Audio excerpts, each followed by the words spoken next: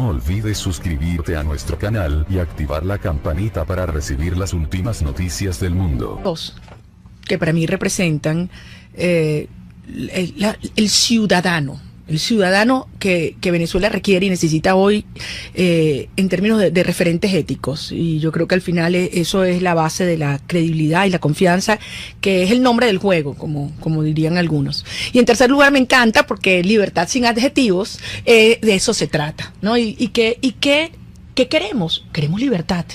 Y no es abstracto, Thaís, porque además nos ha llegado tan hondo entender que al final se trata de libertad y se trata de libertad cuando tú vas a comer y te das cuenta que este régimen pretende imponerte a la fuerza y además a cambio de tu dignidad una bolsa de comida, y se trata de que tú puedas comprar lo que te dé la gana cuando te dé la gana, de la marca que te dé la gana a la hora que te dé la gana, y al precio que te dé la gana.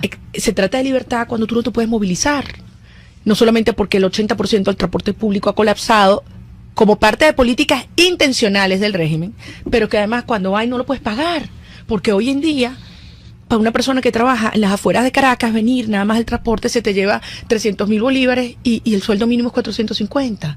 Entonces, es libertad de tránsito, es libertad de escoger en qué moneda tú ahorras tu plata. Si te da la gana tener dólares, yenes, euros, lo que sea, y que no haya un régimen decidiendo por ti. Libertad para desarrollar un proyecto de vida, para invertir, para emprender, ¿sabes? Para elegir. Entonces, de eso se trata la lucha que estamos dando. Y mucha gente dice que hay que aterrizarlo. Yo creo que sí. Hay un pueblo, una nación que ha estado clara en estos años de lucha, y hoy, después de lo vivido en estos meses, además es que solo en libertad se logra la prosperidad y además una Venezuela solidaria y generosa como solo nosotros somos capaces de mostrarlo, y hoy lo estamos viendo. Ha quedado claro que el socialismo no funciona ni aquí ni en ninguna parte del mundo. No funciona. Genera mayor dependencia, genera mayor pobreza, y nosotros lo que queremos es una Venezuela de autonomía, de superación, de emprendedores. María Corina, tú sabes que todo lo dicho está dicho por alguien, y ese alguien tiene una historia. Y yo quisiera que nuestros oyentes y nuestros televidentes, porque también estamos por rcr.tv, ahorita vamos a leer los créditos, conocieran algunas cosas más de ti. Tú eres hija de una de las mujeres más extraordinarias que ha tenido este país. Y es una persona, Corina Parisca, que tuvo un papel absolutamente extraordinario en el tema de la educación. Una sensibilidad humana totalmente fuera de todo parangón. Quizás no adecuadamente reconocida, porque siempre se manejó en un ámbito de una gran discreción personal, de un refinamiento, de una forma de conducirse en lo público y en lo privado absolutamente intachable. Cuando hablamos de construir país, los países se construyen a partir de los procesos educativos y los proyectos educativos. Y tu mamá tiene mucho que ver con eso. Incluso tiene que ver con eso por ti. Y me gustaría mucho que nos hablaras qué significaron esas iniciativas en educación que tuvo tu mami y que fueron tan importantes para tanta gente, entre ellas para ti. Me emociona tanto oírte, Daniel, porque poca gente habla hoy en día públicamente de mi mamá, por muchas razones, por eso, porque además ella, como tú dices, siempre se ha manejado como con mucha discreción. Mi mamá es una belleza por dentro y por fuera, pero es terrible como mamá también, créeme, súper exigente, y muy justa. Y efectivamente desde que éramos muy chiquitas, nosotros somos 4 hermanas, siempre la vimos trabajando muchísimo, y a veces veíamos como mi papá le reclamaba porque, bueno, esa generación fue complicada, la de nuestros papás, ¿no? Porque fue cuando las mujeres en Venezuela comenzaron a asumir ya de una forma mucho más activa el compartir, ¿no? Tanto el trabajo en la casa como la actividad profesional y el querer destacarse, etcétera, en sus respectivos oficios. Y yo siempre vi en mi mamá no solamente la conciencia de la importancia de la educación, sino también en la educación especial. A eso me refiero. Y la educación especial, obviamente, para niños o jóvenes que tuvieran algún tipo de digamos, situación especial. Yo quiero hacer un paréntesis ahí. Ajá. La gente de alguna manera considera o tiene la noción mental de que especiales, por ejemplo, los síndromes de Down, distintos tipos de retraso, pero poco se habla en nuestro país de ser especial por genialidad. Claro. Por un IQ superior. Que los llaman los niños superdotados. Los superdotados. Cuéntanos de eso. Sí, fue muy lindo porque además ella en Vértice trabajaba, digamos, con esos dos grupos. Uh-huh. Con niños jóvenes. Ella mezcló los extremos. Exactamente. Y para nosotros era apasionante. Yo recuerdo salía de la escuela y me iba a la oficina de mi mamá y veía esa forma como integraban y cómo se potenciaban. ¿Y cómo te integrabas tú? Bueno, tú sabes que cuando uno es chiquito, en principio, y mi mamá y yo como somos muy parecidas, digamos que chocábamos un poco, ¿no? Todavía. No, sabemos que no. Un poquito. Entonces yo debo decir que más bien de chiquita jalaba más hacia el lado de mi papá, entre otras cosas porque yo siempre sentí que yo tenía que demostrarle a mi papá que no le hacía falta tener un varón. Yo creo que en parte por eso yo también estudié ingeniería, porque, o sea, cómo estar más cerca de él, cómo demostrarle que yo sí podía, ¿no? Bueno, me apasiona mi carrera y me ha servido para mucho. Estás hablando de un hogar muy exigente. Pero además, tan exigente como generoso. Y yo no estoy hablando aquí, debo darle gracias a Dios que mi papá ha trabajado y pudo ser mucho para su familia, me refiero económicamente, pero yo me refiero sobre todo en el ejemplo, Thais, en el ejemplo. La exigencia no es mala en el hogar. Como padres tenemos que ser exigentes. Y darlo todo. O sea, cada vez que yo tenía y todavía hoy en mi vida, tomar decisiones que tú puedes sentir que hay dilemas éticos. Yo pienso, ¿qué haría mi papá? ¿O qué esperaría mi papá que yo hiciera?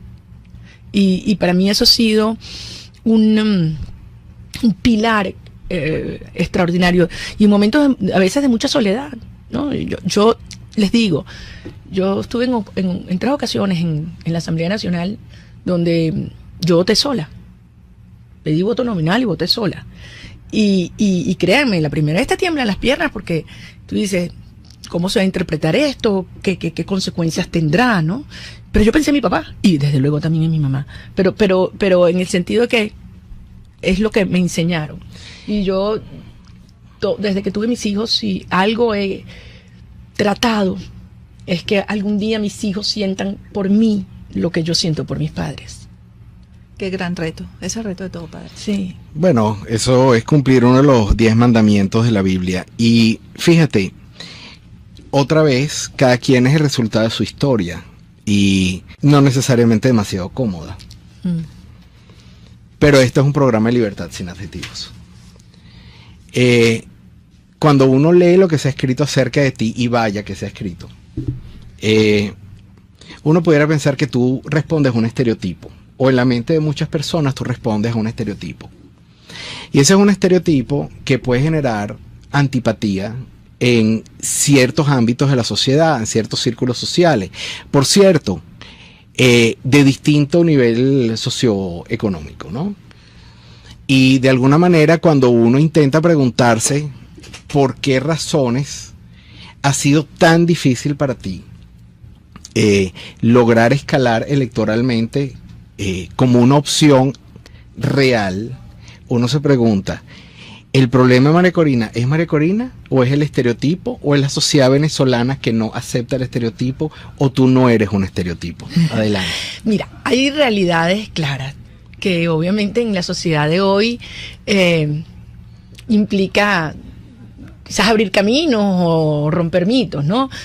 Uno es el hecho de que efectivamente soy mujer. Eso no lo puedo cambiar ni quiero. Mi familia, de la cual me siento profundamente orgullosa. Y después, quiero decirlo también, el hecho de que soy divorciada, soy ingeniero, soy muchas cosas que no son comunes en la política venezolana. ¿Y no será también que parte de eso es que tú no quieres caer bien? Ese para ti no es un valor en sí mismo. No, yo sí quiero tener empatía con la gente, desde luego que sí. Okay. Lo que es que yo sí creo una política con la verdad, y eso a veces no es políticamente correcto, eso es verdad. Y a veces, o sea, el populismo ha tenido un efecto tan devastador, no solamente en Venezuela y en este momento, sino alrededor del mundo y en la historia, porque claro, decir lo fácil, lo que la gente quiere escuchar, a veces es efectivo, ¿no? Pero por el contrario, Daniel, yo creo que en este momento donde la crisis fundamental es de confianza y de credibilidad en nuestro país, y en estos tiempos, no solamente en Venezuela, hablar con la verdad y que la gente se convenza y crea que es la verdad lo que estás diciendo, a mi modo de ver, es lo más efectivo. Y yo lo estoy sintiendo. María Corina, la verdad suele ser muy dolorosa. Claro, pero además tú dijiste una cosa clave al principio, y yo no veo allí un tema que tú puedas ver una correlación socioeconómica, por el contrario. O sea, por ejemplo, el tema de mi familia. Yo me siento muy orgullosa de que mi papá, mis abuelos, mis bisabuelos, o sea, se fajaron a trabajar por Venezuela, invirtieron en Venezuela, trajeron la luz a Venezuela. Eso es algo que a mí me llena de orgullo.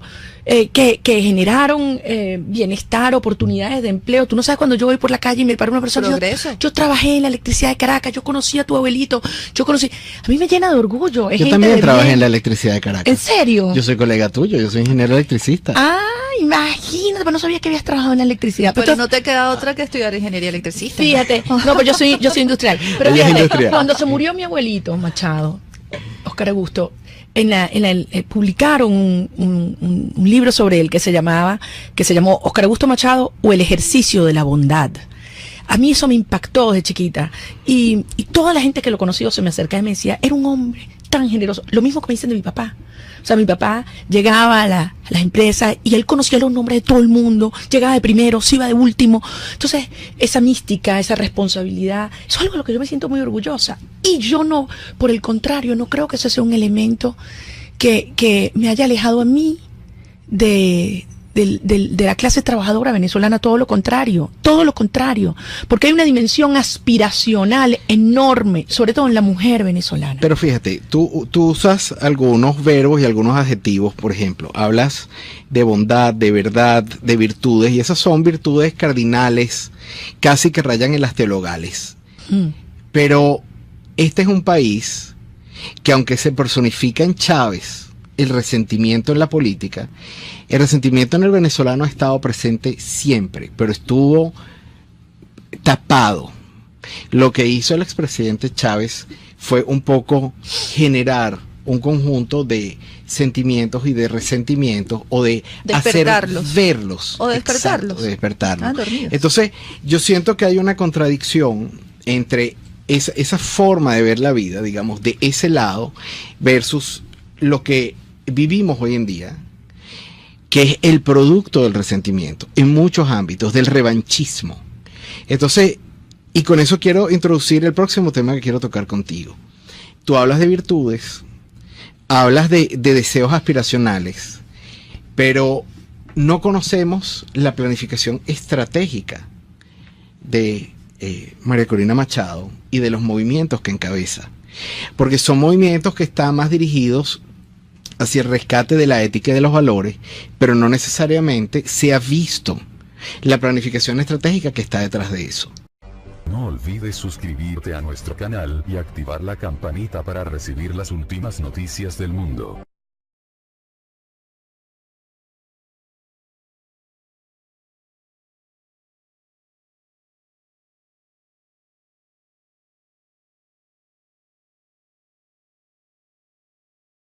No olvides suscribirte a nuestro canal y activar la campanita para recibir las últimas noticias del mundo. Dos, que para mí representan el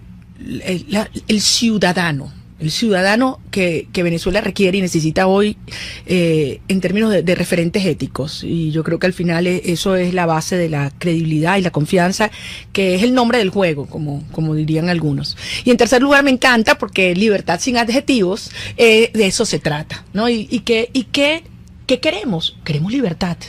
Y no es abstracto, Thais, porque además nos ha llegado tan hondo entender que al final se trata de libertad. Y se trata de libertad cuando tú vas a comer y te das cuenta que este régimen pretende imponerte a la fuerza y además a cambio de tu dignidad una bolsa de comida. Y se trata de que tú puedas comprar lo que te dé la gana, cuando te dé la gana, de la marca que te dé la gana, a la hora que te dé la gana. Y al precio que te dé la gana. Se trata de libertad cuando tú no te puedes movilizar. No solamente porque el 80% del transporte público ha colapsado como parte de políticas intencionales del régimen, pero que además cuando hay no lo puedes pagar. Porque hoy en día, para una persona que trabaja en las afueras de Caracas, venir nada más el transporte se te lleva 300.000 bolívares y el sueldo mínimo es 450. Entonces, es libertad de tránsito, es libertad de escoger en qué moneda tú ahorras tu plata. Si te da la gana tener dólares, yenes, euros, lo que sea, y que no haya un régimen decidiendo por ti. Libertad para desarrollar un proyecto de vida, para invertir, para emprender, ¿sabes? Para elegir. Entonces, de eso se trata la lucha que estamos dando. Y mucha gente dice que hay que aterrizarlo. Yo creo que sí. Hay un pueblo, una nación que ha estado clara en estos años de lucha. Y hoy, después de lo vivido, en estos meses, además, es que solo en libertad se logra la prosperidad. Y además una Venezuela solidaria y generosa, como solo nosotros somos capaces de mostrarlo, y hoy lo estamos viendo. Ha quedado claro que el socialismo no funciona, ni aquí ni en ninguna parte del mundo. No funciona. Genera mayor dependencia, genera mayor pobreza, y nosotros lo que queremos es una Venezuela de autonomía, de superación, extraordinario, y en momentos a veces de mucha soledad, ¿no? Yo les digo, yo estuve en 3 ocasiones en la Asamblea Nacional donde yo voté sola, pedí voto nominal y voté sola. Y créanme, la primera vez te tiemblan las piernas porque tú dices, ¿cómo se va a interpretar esto? ¿Qué consecuencias tendrá, no? Pero yo pensé en mi papá y desde luego también en mi mamá. Pero en el sentido de que es lo que me enseñaron. Y yo, desde que tuve mis hijos, si algo he tratado, es que algún día mis hijos sientan por mí lo que yo siento por mis padres. Qué gran reto, ese reto de todo padre. Sí. Bueno, eso es cumplir uno de los 10 mandamientos de la Biblia. Y fíjate, otra vez, cada quien es el resultado de su historia y no necesariamente demasiado cómoda. Pero este es un programa de libertad sin adjetivos. Cuando uno lee lo que se ha escrito acerca de ti, y vaya que se ha escrito, uno pudiera pensar que tú respondes a un estereotipo, o en la mente de muchas personas tú respondes a un estereotipo. Y ese es un estereotipo que puede generar antipatía en ciertos ámbitos de la sociedad, en ciertos círculos sociales. Por cierto, de distinto nivel socioeconómico, ¿no? Y de alguna manera, cuando uno intenta preguntarse por qué razones ha sido tan difícil para ti lograr escalar electoralmente como una opción real, uno se pregunta, ¿el problema de María Corina es María Corina? ¿O es el estereotipo? ¿O es la sociedad venezolana que no acepta el estereotipo? ¿O tú no eres un estereotipo? Adelante. Mira, hay realidades claras que obviamente en la sociedad de hoy implica quizás abrir caminos o romper mitos, ¿no? Uno es el hecho de que efectivamente soy mujer. Eso no lo puedo cambiar ni quiero.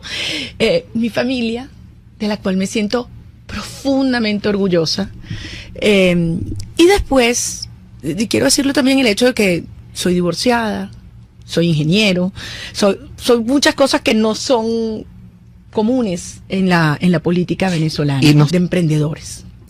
María Corina, tú sabes que todo lo dicho está dicho por alguien, y ese alguien tiene una historia. Y yo quisiera que nuestros oyentes y nuestros televidentes, porque también estamos por rcr.tv, ahorita vamos a leer los créditos, conocieran algunas cosas más de ti. Tú eres hija de una de las mujeres más extraordinarias que ha tenido este país. Y es una persona, Corina Parisca, que tuvo un papel absolutamente extraordinario en el tema de la educación. Una sensibilidad humana totalmente fuera de todo parangón. quizás no adecuadamente reconocida, porque siempre se manejó en un ámbito de una gran discreción personal, de un refinamiento, de una forma de conducirse en lo público y en lo privado absolutamente intachable. Cuando hablamos de construir país, los países se construyen a partir de los procesos educativos y los proyectos educativos. Y tu mamá tiene mucho que ver con eso. Incluso tiene que ver con eso por ti. Y me gustaría mucho que nos hablaras qué significaron esas iniciativas en educación que tuvo tu mami y que fueron tan importantes para tanta gente, entre ellas para ti. Me emociona tanto oírte, Daniel, porque poca gente habla hoy en día públicamente de mi mamá, por muchas razones, por eso, porque además ella, como tú dices, siempre se ha manejado como con mucha discreción. Mi mamá es una belleza por dentro y por fuera, pero es terrible como mamá también, créeme, es súper exigente y muy justa. Muy justa. Y efectivamente desde que éramos muy chiquitas, nosotros somos 4 hermanas, siempre la vimos trabajando muchísimo y a veces veíamos como mi papá le reclamaba porque, bueno, esa generación fue complicada, la de nuestros papás, ¿no? Porque fue cuando las mujeres en Venezuela comenzaron a asumir ya de una forma mucho más activa el compartir, ¿no? Tanto el trabajo en la casa como la actividad profesional y el querer destacarse, etcétera, en sus respectivos oficios. Y yo siempre vi en mi mamá no solamente la conciencia y la importancia de la educación, sino también en la educación especial. A eso me refiero. Y la educación especial... ¿O será también que parte de eso es que tú no quieres caer bien? Ese para ti no es un valor en sí mismo. No, yo sí quiero tener empatía con la gente, desde luego que sí. Okay. Lo que es que yo sí creo una política con la verdad, y eso a veces no es políticamente correcto, eso es verdad. Y a veces, o sea, el populismo ha tenido un efecto tan devastador, no solamente en Venezuela y en este momento, sino alrededor del mundo y en la historia, porque claro, decir lo fácil, lo que la gente quiere escuchar, a veces es efectivo, ¿no? Pero por el contrario, Daniel, yo creo que en este momento donde la crisis fundamental es de confianza y de credibilidad en nuestro país, y en estos tiempos, no solamente en Venezuela, hablar con la verdad y que la gente se convenza y crea que es la verdad lo que estás diciendo, a mi modo de ver, es lo más efectivo. Y yo lo estoy sintiendo. María Corina, la verdad suele ser muy dolorosa. Claro, pero además tú dijiste una cosa clara al principio, y yo no veo allí un tema que tú puedas ver una correlación socioeconómica, por el contrario. O sea, por ejemplo, el tema de mi familia. Yo me siento muy orgullosa de que mi papá, mis abuelos, mis bisabuelos, o sea, se fajaron a trabajar por Venezuela, invirtieron en Venezuela, trajeron la luz a Venezuela. Eso es algo que a mí me llena de orgullo, que generaron bienestar, oportunidades de empleo. Tú no sabes, cuando yo voy por la calle y me paro una persona, yo trabajé en la electricidad de Caracas, yo conocí a tu abuelito, a mí me llena de orgullo. Yo también trabajé en la electricidad de Caracas. ¿En serio? Yo soy colega tuyo, yo soy ingeniero electricista. Ah, imagínate, pero no sabía que habías trabajado en la electricidad. Pero no te queda otra que estudiar ingeniería electricista. Fíjate, no, pues yo soy industrial. Pero fíjate, cuando se murió mi abuelito Machado, Óscar Augusto, publicaron un libro sobre él que se llamó Óscar Augusto Machado o el ejercicio de la bondad. A mí eso me impactó desde chiquita, y toda la gente que lo conoció se me acercaba y me decía, era un hombre tan generoso. Lo mismo que me dicen de mi papá. O sea, mi papá llegaba a las empresas y él conocía los nombres de todo el mundo, llegaba de primero, se iba de último. Entonces, esa mística, esa responsabilidad, eso es algo de lo que yo me siento muy orgullosa. Y yo no, por el contrario, no creo que eso sea un elemento que me haya alejado a mí de la clase trabajadora venezolana. Todo lo contrario, porque hay una dimensión aspiramente para niños o jóvenes que tuvieran algún tipo de digamos, situación especial. Yo quiero hacer un paréntesis ahí. Dice, ajá. La gente de alguna manera considera o tiene la noción mental de que especiales, por ejemplo, los síndromes de Down, distintos tipos de retraso, pero poco se habla en nuestro país de ser especial por genialidad. Claro. Por un IQ superior. Que los llaman los niños superdotados. Los superdotados. Cuéntanos de eso. Sí, fue muy lindo porque además ella en Vértice trabajaba, digamos, con esos dos grupos. Con niños jóvenes. Ella mezcló los extremos. Exactamente. Y para nosotros era apasionante. Yo recuerdo salía de la escuela y me iba a la oficina de mi mamá y veía esa forma como integraban y cómo se potenciaban. ¿Y cómo te integrabas tú? Bueno, tú sabes que cuando uno es chiquito, en principio, y mi mamá y yo como somos muy parecidas, digamos que chocábamos un poco, ¿no? Todavía. No, sabemos que no. Un poquito. Entonces yo debo decir que más bien de chiquita jalaba más hacia el lado de mi papá, entre otras cosas porque yo siempre sentí que yo tenía que demostrarle a mi papá que no le hacía falta tener Un varón. Un varón. Yo creo que en parte por eso yo también estudié ingeniería, porque, o sea, cómo estar más cerca de él, cómo demostrarle que yo sí podía, ¿no? Bueno, me apasiona mi carrera y me ha servido para mucho. Estás hablando de un hogar muy exigente. Pero además, pero tan exigente como generoso. Y yo no estoy hablando aquí, debo darle gracias a Dios que mi papá ha trabajado y pudo ser mucho para su familia, me refiero económicamente, pero yo me refiero sobre todo en el ejemplo, Thais, en el ejemplo. La exigencia no es mala en el hogar. Como padres tenemos que ser exigentes. Y darlo todo. O sea, cada vez que yo tenía y todavía hoy en mi vida, tomar decisiones que tú puedes sentir que hay dilemas éticos. Yo pienso, ¿qué haría mi papá? ¿O qué esperaría mi papá que yo hiciera? Y para mí eso ha sido un pilar